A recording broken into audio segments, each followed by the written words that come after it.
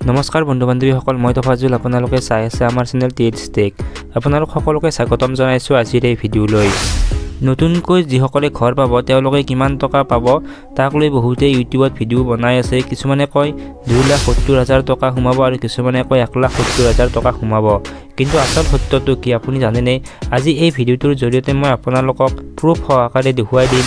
বাৰাণ্ডাৰ নামত কিমান টকা খৰচ কৰিব লাগিব, ৰুমৰ নামত কিমান টকা খৰচ কৰিব লাগিব, পাকঘৰৰ নামত কিমান টকা খৰচ কৰিব লাগিব, এই সকলোখিনি মই আজি এই ভিডিঅ'টোৰ জৰিয়তে আপোনালোকক সম্পূৰ্ণকৈ দেখুৱাই দিম।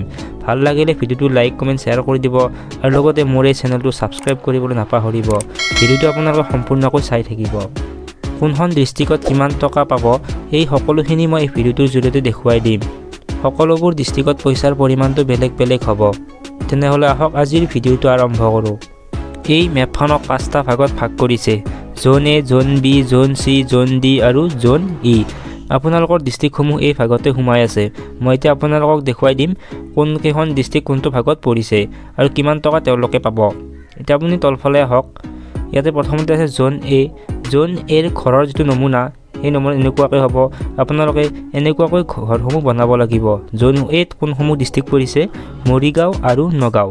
মৰিগাঁও আৰু নগাঁৱৰ মানুহখিনিয়ে এনেকুৱা ষ্টাইলত ঘৰটো বনাব লাগিব, এনেকুৱা ডিজাইনত বনাব লাগিব। এতিয়া যদি টকাৰ পৰিমাণটো আহে, ইয়াতে টকা পাব 1,64,737 টকা। জোন এৰ মানুহখিনিয়ে এইখিনি পইচা পাব। আপোনালোকে নিশ্চয় বুজি পাইছে। আৰু এইটো নক্সা হয়, কেনেকৈ বনাব লাগে। ইয়াতে ভালদৰে পিকচাৰটো দেখুৱাই দিছে, এনেকৈ বনাব লাগিব। এতিয়া আমি জোন বি লৈ আহোঁ।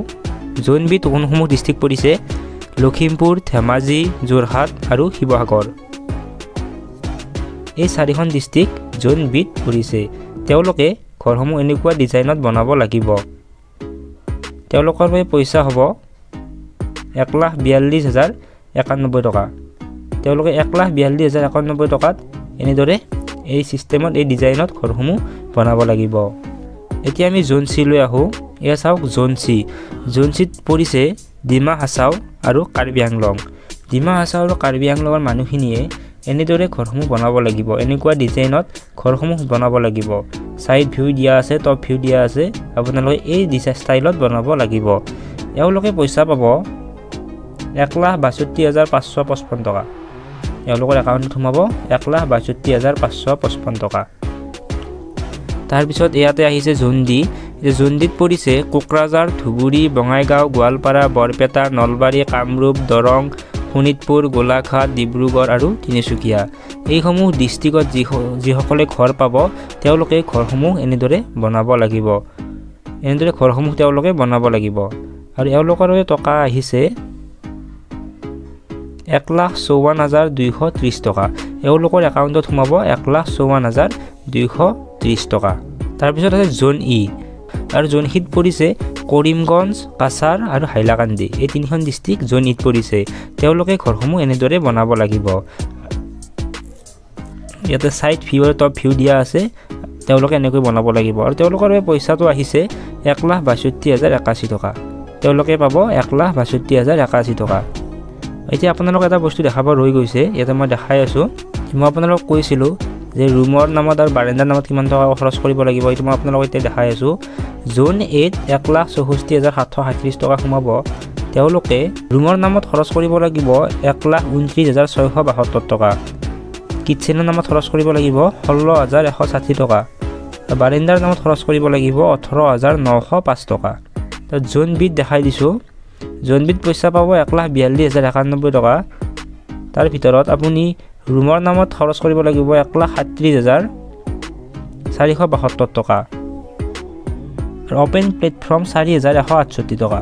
এইটো আপোনালোকে খৰচ কৰিব লাগিব। জোন চিত দেখাই দিছোঁ। জোন চিত পইচা পাব 1,62,555 টকা। তাৰে ভিতৰত আপুনি ৰুমৰ নামত খৰচ কৰিব লাগিব 1,18,455 টকা। কিটচেনৰ নামত খৰচ কৰিব লাগিব 24,144 টকা। আৰু বাৰাণ্ডাৰ নামত খৰচ কৰিব লাগিব 19,556 টকা। তাৰপিছত জোন ডিত মই দেখাই দিছোঁ। জোন ডিৰ মানুহখিনিয়ে পাব 1,54,230 টকা। তাৰে ভিতৰত আপোনালোকে 1,14,763 টকা ৰুমৰ নামত খৰচ কৰিব লাগিব। কিটচেনৰ নামত 17,191 টকা খৰচ কৰিব লাগিব আৰু বাৰাণ্ডাৰ নামত 22,276 টকা আপুনি খৰচ কৰিব লাগিব। এতিয়া জোন ঈদ দেখাই দিছোঁ। জোন ঈদ মানুহখিনিয়ে পইচা পাব 1,62,081 টকা।